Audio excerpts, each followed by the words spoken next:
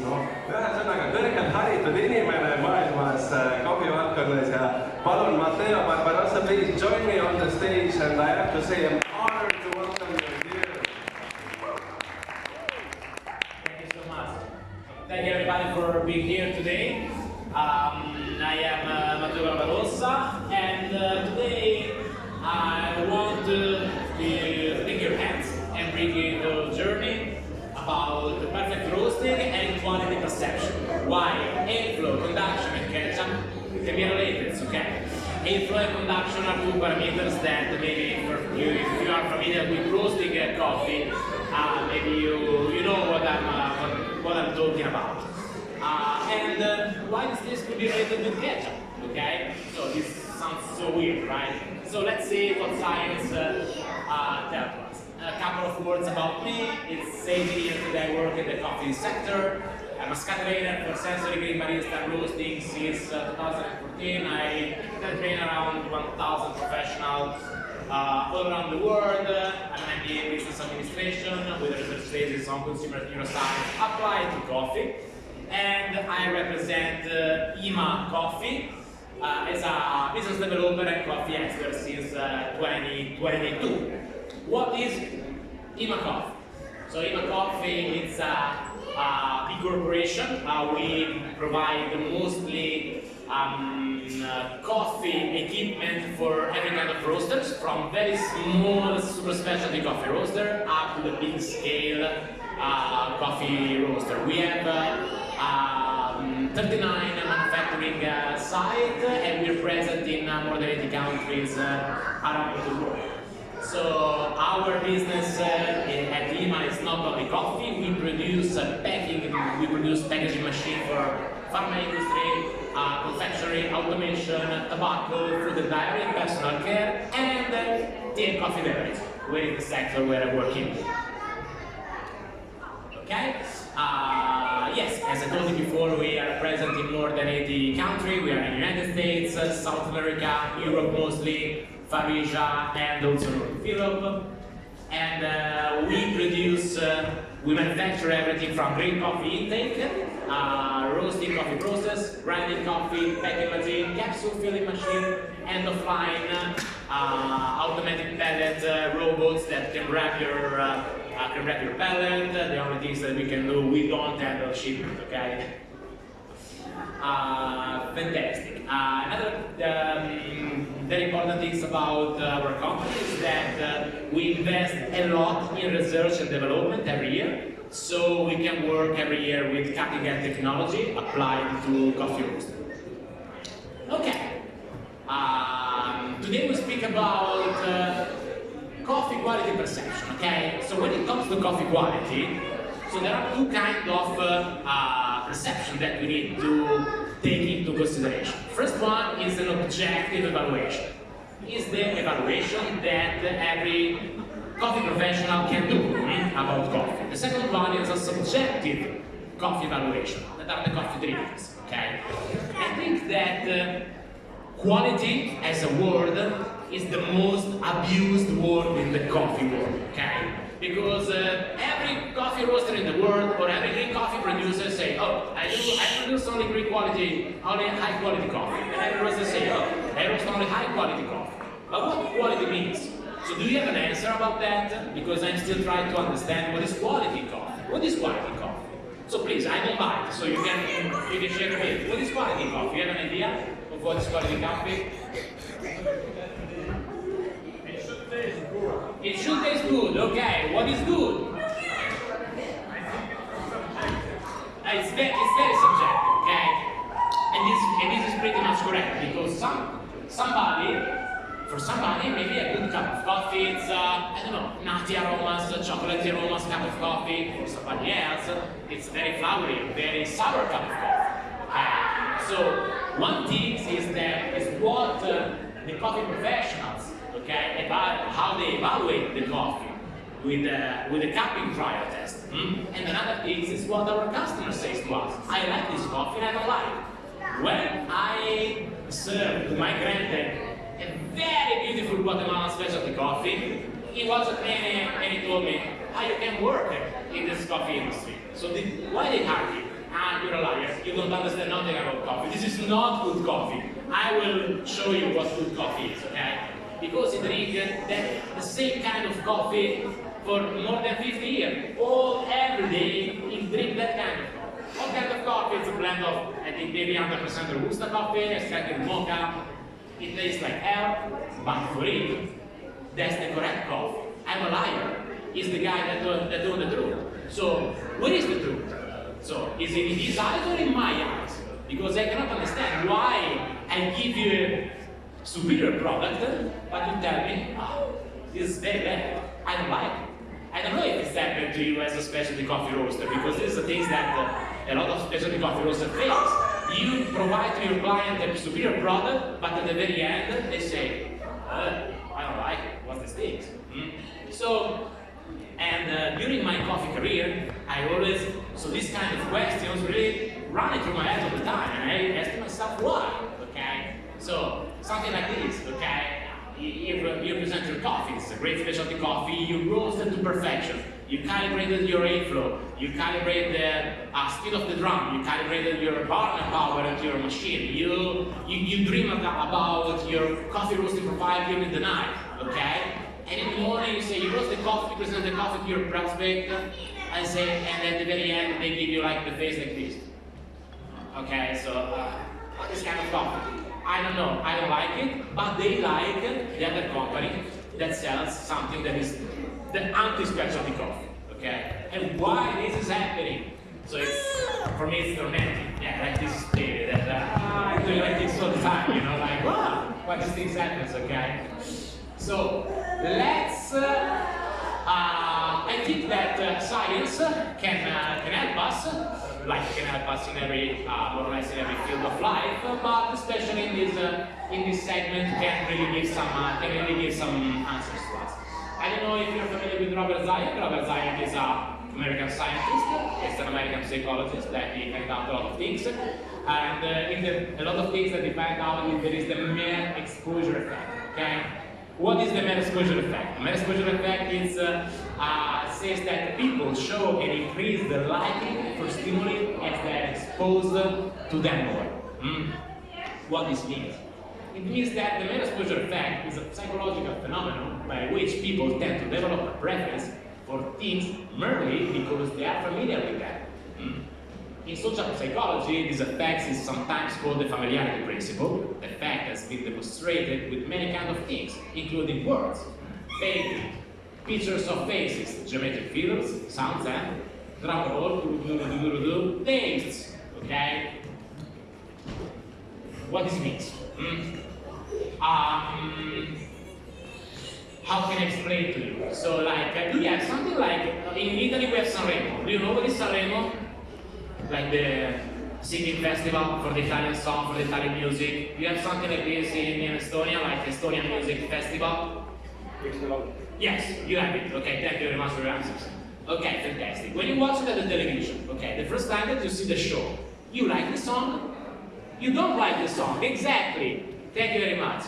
But after a couple of weeks, when you drive your car, you put the radio on, okay, and you listen, this is the song from the Estonian song contest, like the Estonian Sanremo, okay? And after a while you say, yeah, but I like this song. At the very first glance, I didn't like it. It's happened to you? Like, you hear this song more often and you like it, right? More or less, this is how the mere exposure effect of science works, okay? We are subjected to a repetition of a stimulus that we tend to like more, okay? So, this is a Fiat Multipla. I don't know if you recognize this great Italian machinery, okay? Is Fiat Multipla beautiful? It's ugly. It's very ugly, okay? But a lot of people bought it. So, just pay attention. You go work every day, all day, you earn your money, so that is sweated money, and at the very end, you buy Fiat Multipla. How can this possible? So this is great, okay? So, but why? Why Zayak, what you did to us? You make us buy the Fiat Multipla.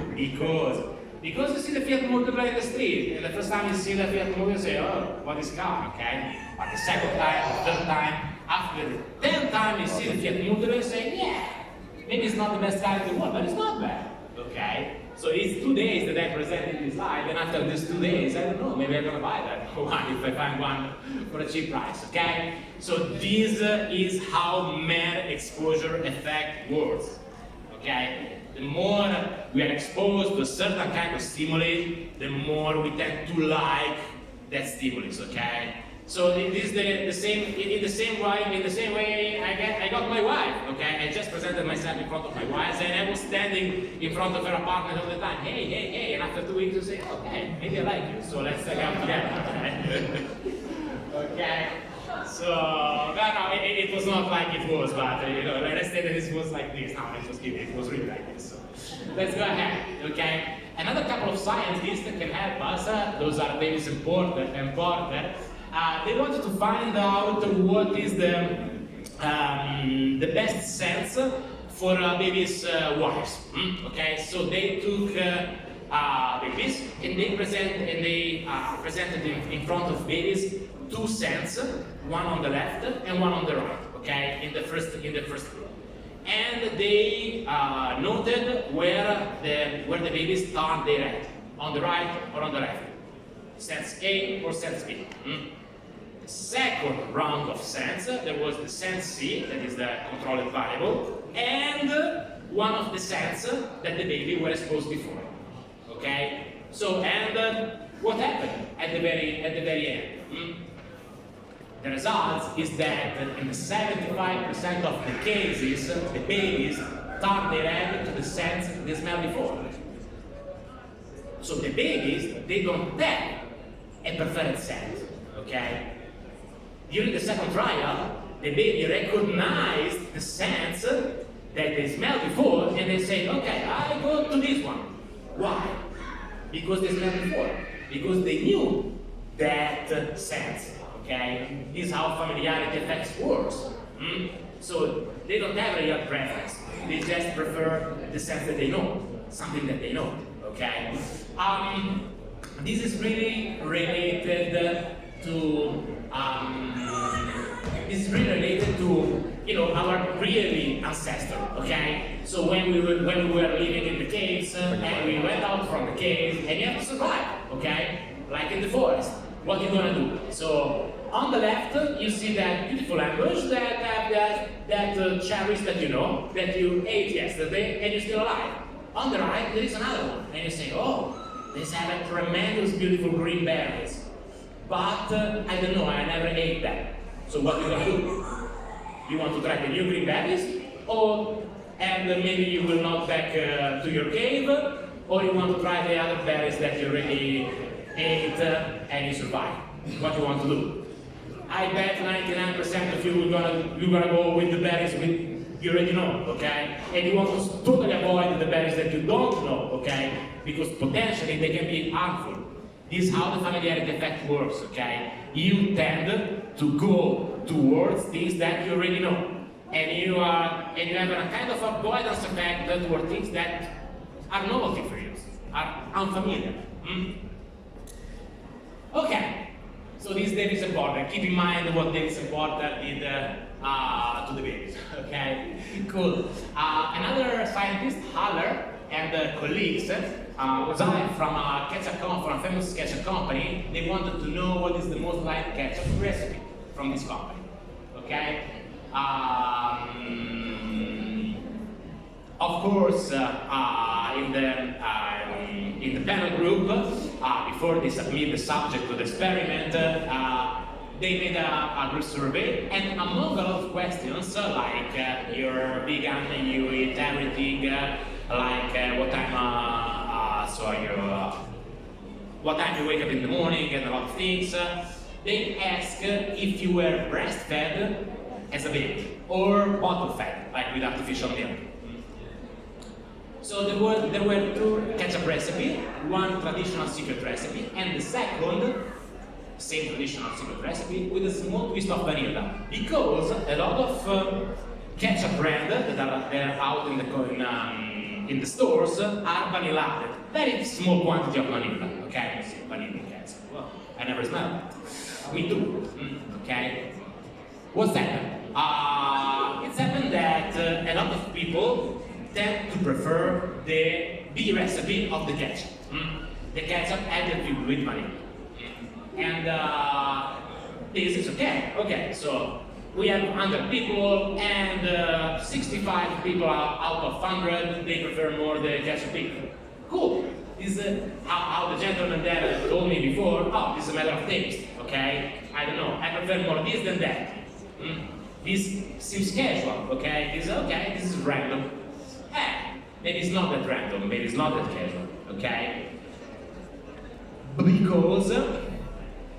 Because Haller and colleagues find out that every participant to the experiment that preferred the B vanilla added ketchup were, drum roll, bottle fed and not breastfeeded, okay, as a baby.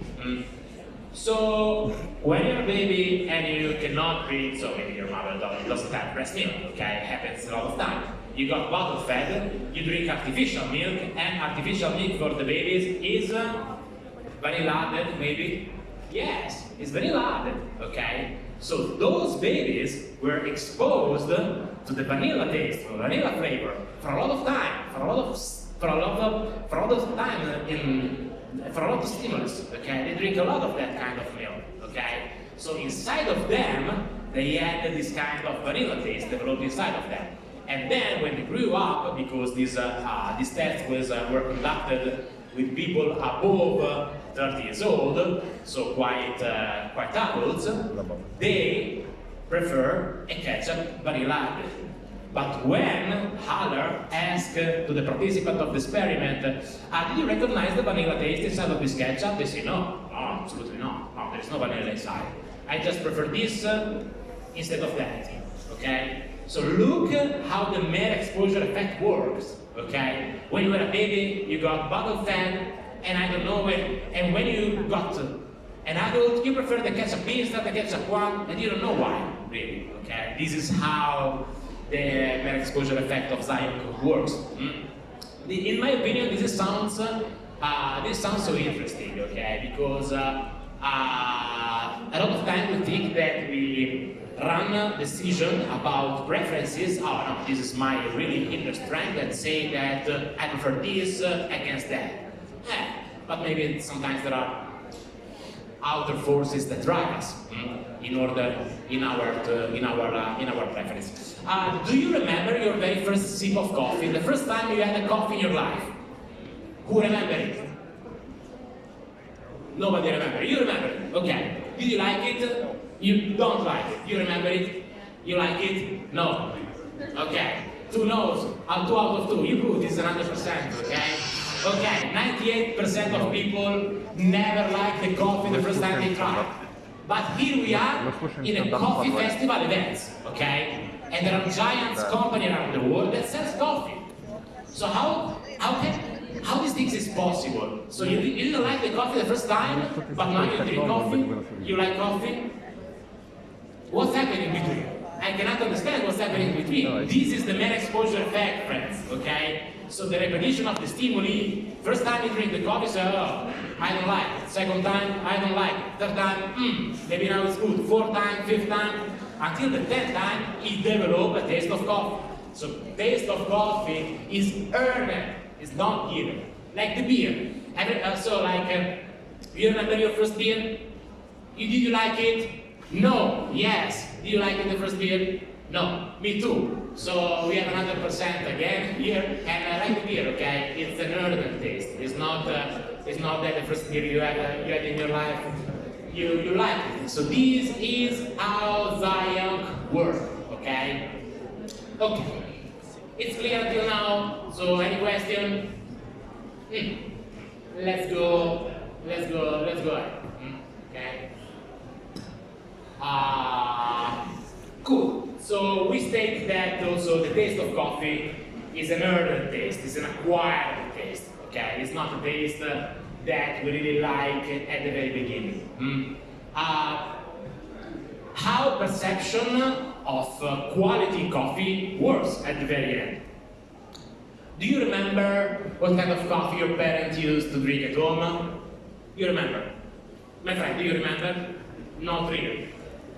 Nescafe, okay? Okay, Nescafe, it's like instant coffee, okay? So you had a coffee that it was very watery, that it was bitter, okay, if you drink it without sugar or without milk, bitter and kind of strong taste, woody taste, something like that, okay? How many times you drink Nescafe when you was like a teenager in your parents' house? More than I like. More than you like, okay? So a lot of time, okay? Because they bought that coffee, you don't go in the supermarket, you don't buy nothing, so your parents buy things for you, and you drink that. Otherwise, you can go out of your own, okay? More or less it works like this, okay? Fantastic. I think maybe you get used to Nescafe for, I don't know, 10 years of your life. It could be possible. Pardon? Something around that. So this gentleman had Nescafe 10 years of his life every day, okay? So you are a coffee specialist, like you work in the coffee sector, or you're just a coffee lover? Okay, you're just a coffee lover, fantastic. So the baseline of coffee perception of this gentleman is set on how Nescafe tastes. Because inside of it, the repetition of the stimulus, of the coffee stimulus that you had is Nescafe. So a strong coffee, very watery coffee, that is kind of woody taste, strong roasted taste, something like that. Okay, this is how our perception works. Everybody of us have a baseline in perception. Like me, these days I'm here in Tallinn, okay? I live in Italy, I'm from Bologna. For me here, it's extremely cold, okay? And I took with me winter jacket. And the people in the street watch me like, where does this guy come from? So some people here wear like short Nike pants, okay? And they're walking normally. I was like, oh, it's extremely cold for me. Why you go with the short pants, okay? This is our baseline words. For me, it's cold. For that guy, it wasn't cold, okay? Because I live in an environment where temperature at the end of April are around 20 Celsius. Here, around 3, 4, 5, 10 Celsius, okay? For me, it's very cold. For him, it's not. Who is right? Everybody's right. It depends from your perceptive baseline, okay? So this is our perception. This is our perception works. And the combination of the taste and the aromas on our perceptive baseline, it really matters to coffee evaluation, because everything that differs, that is different from that Nescafe, is something that you don't know. For this gentleman, Nescafe is like the red berries that he knows. I drink that and I don't die. I don't know if I want to go to that very kind of sour, super specialty coffee. I don't know. And for sure, if you try it, the perceptive difference, it will be too high, too strong. There will be too much space from his baseline. Like for example, his baseline is this line, okay? It's 0. Ooh, sorry, this thing is on. Okay, it's 0, okay? You provide him a coffee that is very specialty coffee, that is very sour, very complex, that is imperceptible differences could be here. There is a long space, there's a huge space that you cover. And when you try to do that with people, you're gonna lose them, okay? Because the perceptive difference is too high. You have to provide something to your client, okay, to the people, that is close to his baseline. It is better but close to his baseline. Otherwise, it will be very hard to sell him something and make him perceive the real quality of some specialty coffee. Okay? Even if you have a superior coffee product, a lot of people will not buy it because they're gonna buy a lower quality product that they get used to because they were familiar with that kind of taste. Is this clear to everybody more or less? Cool, fantastic. Okay, so what we can do as a specialty coffee roasters in here? I think that we can propose a specialty coffee that are as closest as possible to that weird baseline in order to let them get used to specialty coffee. Killing them with sourness is not a solution, okay? Why? Even if sourness and acidity is something that from a coffee professionist is, this is a very nice acidity, our perception, our nerve-based perception, everything that is sour, we have an avoidance effect of that. Why? Because in nature, everything that is sour is going to rotten. okay? So you don't want to eat rotten things, because they develop bacteria with fermentation, and that's rotten things. We prefer something that is going to the sweet side, to the sugary side. Why? Because sugars have a lot of calories, and the more calories you get, the higher are the chances that you're going to survive in the outer environment.